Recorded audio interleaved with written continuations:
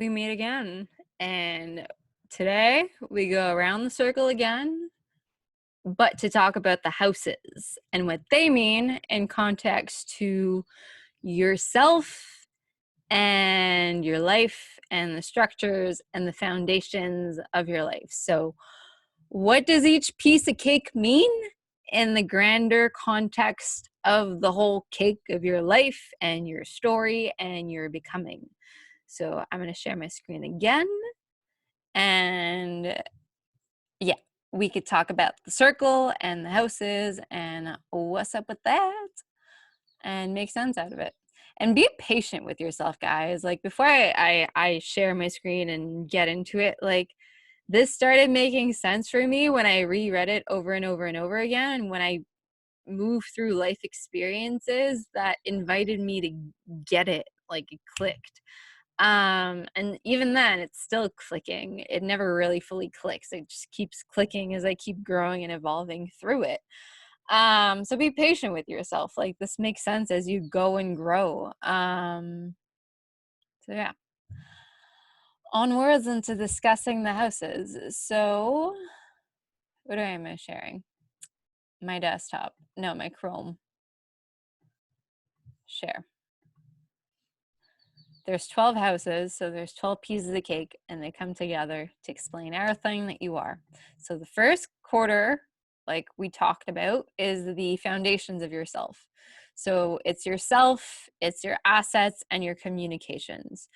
So if you watch the previous videos that talked about the signs, the first house is ruled by Aries, which is the fire starter, the bold, courageous, let's get it going energy. The second house is ruled by Taurus, which is the sensual, let's take it slow and assess what's going on, earthy energy. And the third house is ruled by Gemini, which is this, the third house, which is communication and local expression, like at a local level, is ruled by Gemini, which is this airy energy. Let's move out of winter out of spring and into summer. Energy is the vibe of Gemini, and that's communication. Like our speech is air, like our sound is air moving. Air sign, Gemini. Makes sense. Makes sense. Makes sense. Okay. First house. First house is the house of the self and personality. So who are you? Like as a baby when you're born, do you cry a lot? Are you just amazed by the world and looking at everything? Do you require more attention or not? Like you have a basic personality when you're born, and that evolves and transforms through different contexts as you grow up. But we all have like a basic self, ego, and personality. And the first house really governs this sense of casting the foundations of who you are by understanding and knowing who you are. So the first house is ruled by Aries and the planet Mars, which is this energy of going and doing the thing and moving with it all.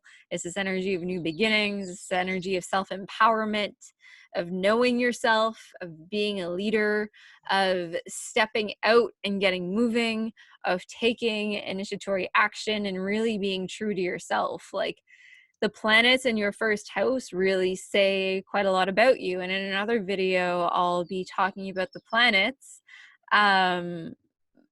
But where your sun is showcases to the world what you naturally radiate in, and what you're naturally good at. And my sun is in my first house. So like I know that I'm pretty good at all those things. I know that I naturally radiate in all things self-empowerment.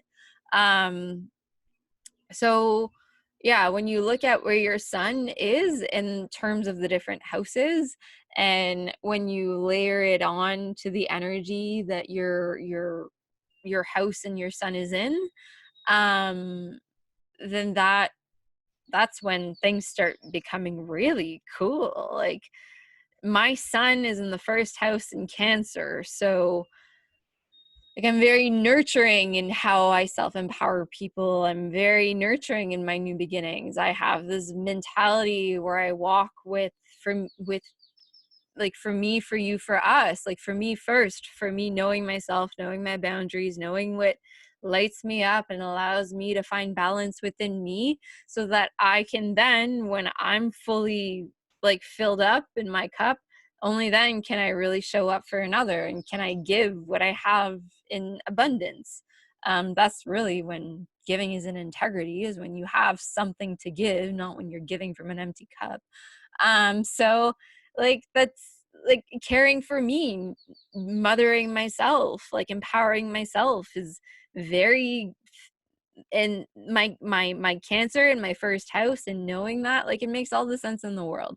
So knowing where your sun is in terms of the energy and the sign and the house, like juju, magic, meat and potatoes. So first house is about yourself and your personality. Second house, ruled by Taurus, is about money, material possessions, your home, all the physical things that allow you to like be safe and not have to worry about um, having a bed to sleep on at night. Like, you can only really self-develop and grow when you know that you're safe. And the second house is about having those foundations that keep you safe in your expression. So the physical foundations that allow you to blossom with a sense of safety. It's the self that's materialized into the world, and it's foundations that are really like grounded in earth that you can see and that you can relate to.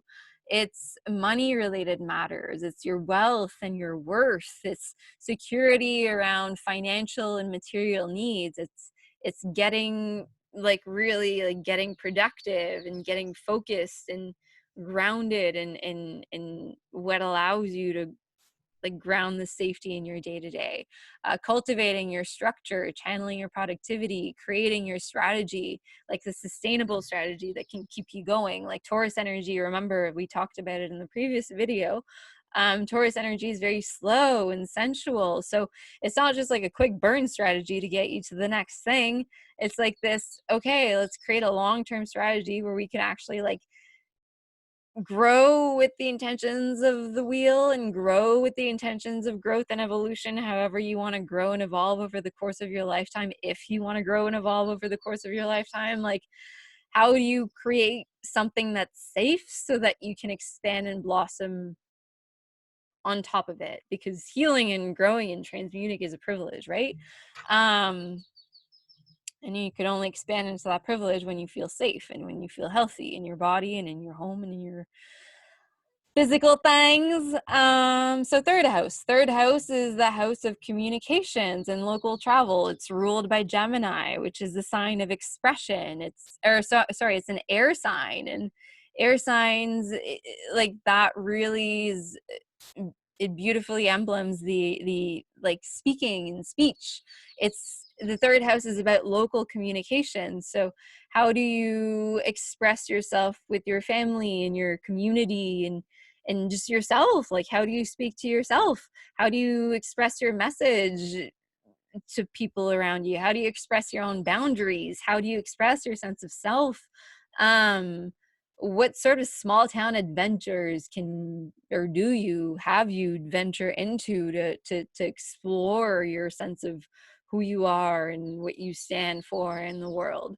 um your relation to communication and how you express yourself in close relationships. So third house is really about that. It's really about finding this expression within your close knit so that you could expand and bloom into the other pieces of cake in the wheel. Um, so yeah, I wanted to go elsewhere, but I'm not. On point, MC, stay on point.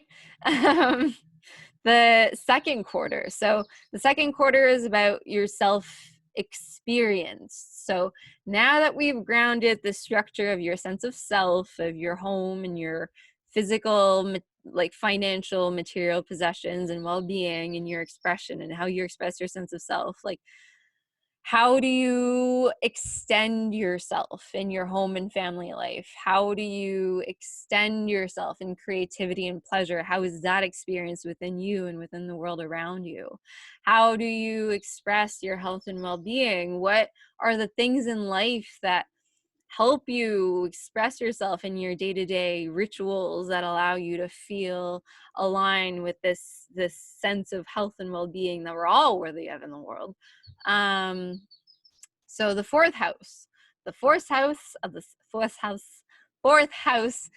second quarter is ruled by Cancer, which is the house of, so the fourth house is the house of home and family, and Cancer is the sign of care and mothering and nurturing. Um, Cancer is ruled by the moon. So the moon waxes and wanes, and she goes full and she goes dark, and she's new and she's not new, and she has all of her phases. And if you think about it, in our purest, rawest, most innocent form, our intimate self, where we really experience all of our layers raw, happens in the structures and foundations of our home and family life. That, like, that is such a space that's meant at its foundations. Unfortunately, it's not the case for everyone, but it's meant to keep us all safe and create this sense of like you belong somewhere in the world before you can expand to the other things. So the fourth house in Cancer energy is really about creating the sense of belonging. And the moon and like emotions are really meant to feel safe in the context of family and home. The fourth house is the house where your past is like, it's where it lives. It governs your sense of security, and if you can really, you know, fully express all the senses of yourself, because most of us, all of us, like, we've learned that we got to be a certain way in order to receive love. It may or may not necessarily be true, but when we grew up, we thought that, okay, this is how I receive attention. This is how I receive love. This is how I can feel safe. This is how I be in the world. This is how I'm going to be in the world in order to like expand into the world. So like, the fourth house can sort of distort your sense of security, just like it can empower it. The fourth house is also like the house, just like the sign of Cancer, emblematic of your mothering and your relationship to your mother and your relationship to nurturing and self-care and your home and your relationship to nourishment. And when you could really nurture yourself and fill up your own cup, that's when you could start getting creative and experience pleasure and move into the context of the fifth house, which is all about our creativity and our pleasure and our inner child. And this is also the house of sex, but not necessarily sex in the realm of legacy, more of like one night stands. So having fun, experiencing like the fullest spectrum of guilt-free pleasure that we can have.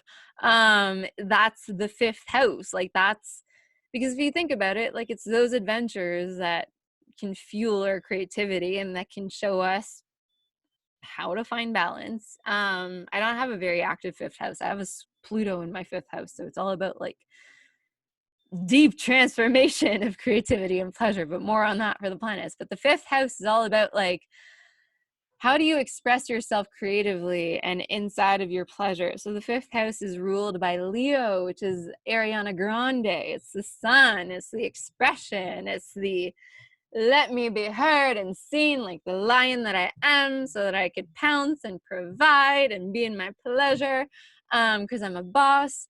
The fifth house is the house of romance and of children and your inner child and your passion and where your heart calls and where your heart melts and where you can like melt into focus without even realizing that time is going by, where you can express your joy and bring joy with you anywhere that you go, in any room that you walk into. Like, the fifth house is about what lights you up and what gets you going. Like, the fifth house is meant to make you shine. My fifth house is in Scorpio, so mine is all about like sharp, but that's another thing.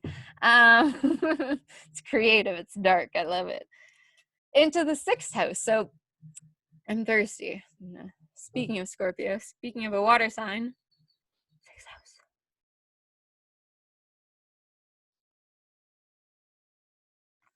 So time. The sixth house.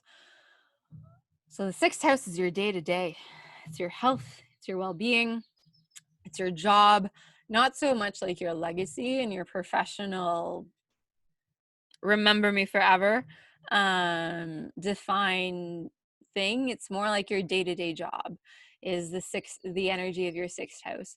It's ruled by Virgo and Mercury. So as we talked about in the last video, if you've watched it, Virgo is the energy of like attention to detail, getting things sorted out, getting things like, you know, you only have so much time, so much abundance, so much resources that we got to like harvest it out so that we can move into the cold season of winter. A sixth house is ruled by Mercury. So like a day goes by, a moment goes by, and you need to have it organized if you want to make the best of it. And that's really what the sixth house is about. It's like your day to day to really empower you in the evolution of the other pieces of the cake in the wheel. So the sixth house is your work ethic. It's how you devote your time and your energy in the various ways that you work throughout the day. It's how individuals and how you treat your physical body and your daily habits, like rest and nourishment and exercise, like that is all inside of the sixth house. And that's very indicative of that.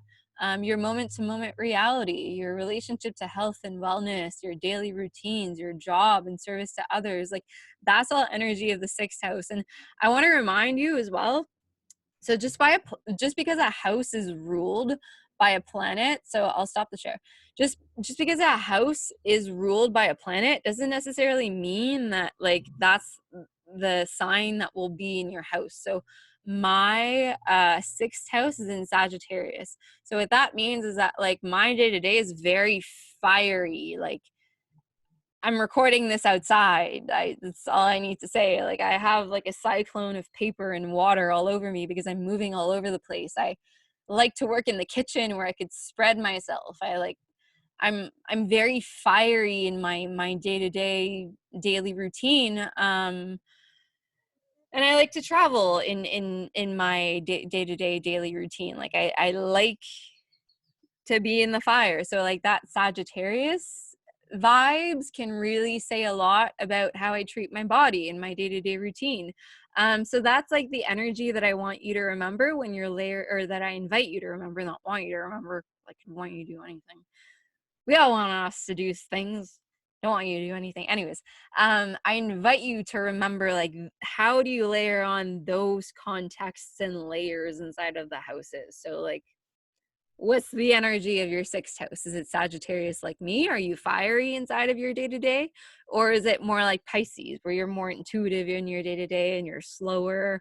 Like what energy is inside of that? And when you can remember just the simplicity, like I'm going to share my screen again. When you could just remember like keywords of what certain things mean, like that's where the juju happens. It's like if you remember that like sixth house is work ethic and nourishment and job and daily routine, cool, obviously is like energy or Virgo energy because it's detail oriented. But if I remember like Sagittarius energy, which is at the cusp of my sixth house, in the very first video how I showed you how to pull your chart, you see that Sagittarius is fiery, it's truth seeking, it's intense, it's optimistic. Like that's very much how I am in my day to day. And when I know that and when I could honor that, like that's when magic happens. So I invite you to remember that when you're looking at your chart and when you're making sense of your own chart in understanding all this thing. And I also understand that it might take some time to click because it's a language. You don't learn a language overnight, you know? Been trying to learn Spanish all my life, still doesn't happen. I tried to cheat on a Spanish test once and I got 18% while trying to cheat, and I didn't get caught cheating. I just cheated the very wrong way and I got 18% and never cheated again. Actually, that's a lie. I went to private school and I used to wear like a skirt that was a portfolio skirt, and I'd write math equations on my thighs during math tests, and then I would peek. I hope my diplomas don't get stripped away from me. The third quarter, the self-expanded and relationship contractual agreements, adventure, and philosophy, which is the energy of the seventh house, which is relationships, Contractual agreements is the 8th house, and adventure and philosophy is the 9th house. So those are the ways in which you really continue to expand yourself once you have the solid foundation of your home and your family and your creativity and your pleasure, and you got your day-to-day nailed down. Then you could expand into having a relationship with other people and acknowledging what contracts are you in, whether it's just life itself or other contracts. And how do you expand an adventure? So the 7th house. The 7th house is your relationships and your committed partnerships. So it's ruled by Libra and Venus. And I love this in the sense that people pleasing and losing yourself and codependency is a real thing when it comes to partnerships. And Libra is this energy of balance, and you don't want to lose yourself when you're in partnership with someone. Like, you very much want to be able to be expanded and exponentiated in your sense of self and your sense of relationship, rather than like compromising to get that balance. Like, when you're in a relationship, for me anyways, my experience of it and how I'm at my best is when I'm with someone who lights me up to be me and more aligned with my highest and greatest self, because he could be him and more in his highest and greatest self. And this is romantic relationship, because I'm talking like marriage and dating. But like, this also goes in business partners. Like, you want to be able to stay anchored in your sense of self when you're expanding into business with someone. Same thing with friends. You don't want to be a doormat when you're a friend with someone. You want to know like what you stand for and who you are. How are you in relationship to your relationship? Like, the 7th house is very indicative of that, whether it's the planets that are in it or the sign at the cusp. Like, what's up in your 7th house tells so much about who you are and how you engage in relationships. The 7th house also tells a lot about the qualities and traits of your ideal partner. And the 7th house is related to your 5th house in revealing commitment. So the 5th house is all about like pleasure and expansion and creation and sex, but like sex for pleasure, not necessarily sex to like build legacy. The 7th house is related to the 5th house in the sense that like, you got to find balance within that creativity and that pleasure in order to be able to keep the wheels spinning, right? Because if you could totally get lost in pleasure and creativity and just you're done, like you're done. It's a mess. So yeah, it's related. 8th house. Self, sex, sorry, not self, kind of the self, taxes, the cycle of life, sex, death. Like, it's the self in contractual agreements and in relationship to taboo and unspoken parts of life. Like, the 8th house is the house of the like goopy mystery of society that we don't really talk about, but that we all kind of want to talk about, but don't really want to acknowledge that we want to talk about. The 8th house is ruled by Scorpio and Pluto. So Scorpio, as we talked about, is like this energy of sting and sharpness and cutting the BS and getting right to it. When it's time to transition and bring you to the new level. So it's like, reality is going to come knocking at your door when it's time for you to move into the next level and layer of your evolution, which is like Pluto. It's change that you don't really want to acknowledge because it's so far away and cold and like, the process to get there is but once you do, it's magic. The 8th house governs sex and sensuality, the higher aspects of life like meditation and deeper truth, exploring your intuitive abilities, getting quiet and still, honoring the shadow within, intuitive abilities, knowing the depths of yourself, major transformations and healing and growth into a new you. These are all main themes of the 8th house, and they're themes of Scorpio and Pluto. And again, look at the sign. The sign says everything. My 8th house has Aquarius. So I'm meant, or my like my way of like connecting with all this is like in a collective way. Like tapping the wisdom in the collective and through the collective. That's the energy of Aquarius, is very collective and innovative. So yeah, look at the sign, look at how it relates, look at how the stories layer onto one another. In another video I'll talk about transits, but stay focused, MC, stay focused. We're talking about the houses now, and we're moving into the ninth house, which is the house of adventure, and I need BT because there's a B. Bzz. Not actually, but all right. The ninth house is the house of the self and adventure and expanding through different philosophies. It's ruled by Sagittarius and Jupiter. So Sagittarius is this fiery energy where it just like, it's fire in the air.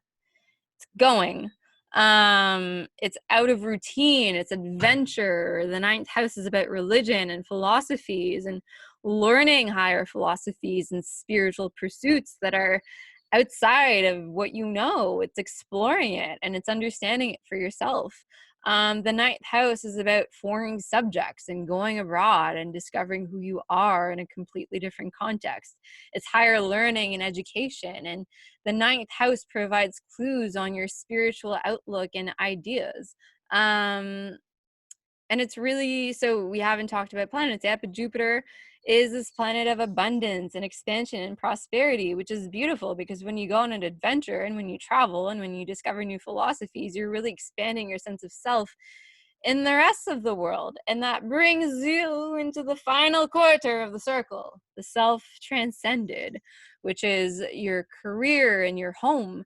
And this is not just your job that we're talking about in career. We're talking about like your legacy in your career, what you actually become and what it all accumulates into.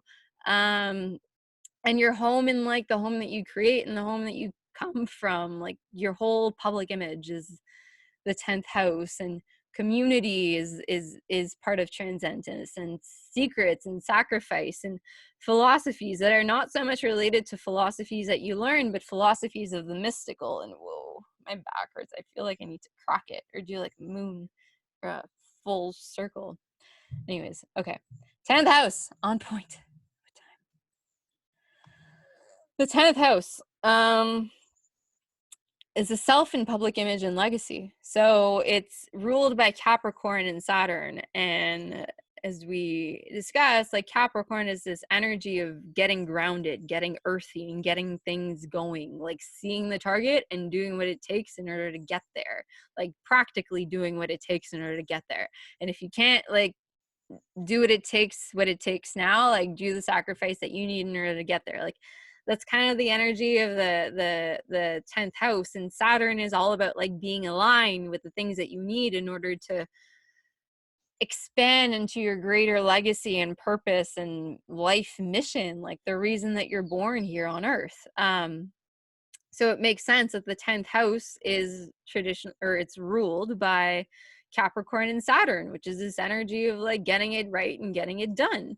The 10th house is about life purpose and getting out there. It's achieving celebrity status. It's others knowing you, other people that you don't know knowing you. It's career trajectory. It's something that you work for and something that you build. It's your goals and your aspirations and taking calculated action that allows you to continuously keep walking towards your goal with every moment of every day.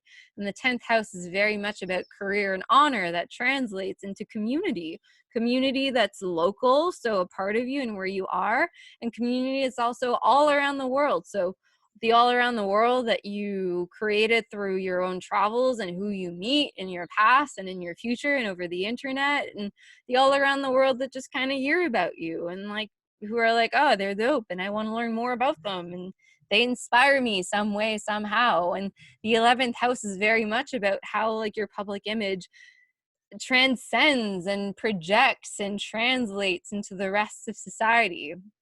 It's ruled by community and friendship, or sorry, The 11th house is about community and friendship and humanity, and it's ruled by Aquarius and Uranus, which is really cool. So Uranus is that only one planet in the solar system that spins on its side. So, like, you know, Saturn is on its side like that, and it's orbs like a normal planet. What's normal? And Uranus is like, nope, I spin on the other side, on the other axis. So, like, that's what the 11th house. And Aquarius is this energy of like very forward thinking. It's a newcomer. It's like, I'm going to come with all my bright ideas before we like step into the next new year that is like Aries, but in between we'll have Pisces, which is the 12th house, but now we're on the 11th house. But Aquarius and the 11th house is very much that. It's like, how does the story of your life translate into something that means something in the context and spectrum of community?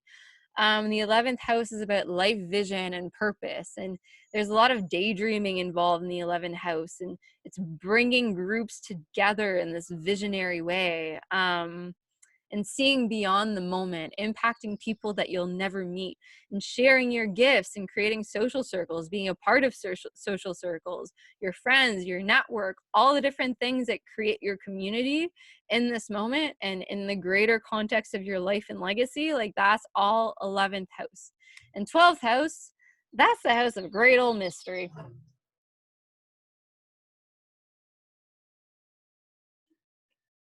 Like, that piece of cake is a subconscious that like we just we'll never really know. We'll never really know. The 12th house is this house of mysticism and the mysteries of the world and the secrets and sacrifices and all the spirituality that happens and the layers of life and the layers of what is. So the 12th house is this idea of yourself in relation to your subconscious and the unseen parts of you. The 12th house is ruled by Pisces and Neptune. So Pisces is the energy that brings us full circle in the cycle of winter. Pisces is the energy, it's the birthdays that happen before like spring really starts to kick in and summer comes. Pisces is this energy that gathers all the wisdom before the action takes place. Pisces is where everything comes full circle and rest is gathered so that the momentum can keep going and life can keep growing. And Neptune is, it's cool, it's like the trident, or the the Little Mermaid, her father, the merman, the thing that he had, the trident, like that's the thing of Neptune, and that governs like the imagination and this mysticism and mystery. Like, that the planet of Neptune is about this mystery and it's about imagination. The 12th house is the house of the soul and deeper knowing and slowing down, getting quiet, and doing the inner work that you need to do in order to really come back into looping into the circle that is your natal chart, into the first house, second house, so that you can grow and expand and evolve over the course of your life and the whole lifetime. Like, the 12th house is old stuff that you got to heal. It's subconscious messages that you hear and that you see, and it's old programming that are coming through, and past life energies that you're healing, and that you're really like coming to terms with, so that you can blossom into the full cycle and evolution of your epic self. And then you feed back into the first house and the second house and the third house, and you keep going around the wheel, and you keep going around the wheel, and you keep growing and learning. And it's just a never ending cycle, guys. It's a never ending cycle, and it's beautiful. And I'm so grateful that I get to be here. And there's so much more that I want to say. I want to talk about the planets. I want to talk about how it relates to your personality. I want to talk about the meteors. I want to talk about the transits. I'm sure you have as many questions as all the things that I want to bring through. But I trust that this was probably a lot of information for you guys, and you're probably curious to understand how like the simplicity of the different things can layer on to one another. So I'm gonna let you do that, and then I'll let you move on. If you're watching this in the future and the other videos of the future are up, cool. If you're watching this live, the videos will come up soon. If you're watching this and the videos aren't up yet, they're coming, baby. So it was a pleasure. We'll connect into the next video. until then, bye, Internet. I hope that you make sense of your chart. And if you want to have a reading with me, of course I offer readings. The details are in the description of my bio. This is grand. Bye.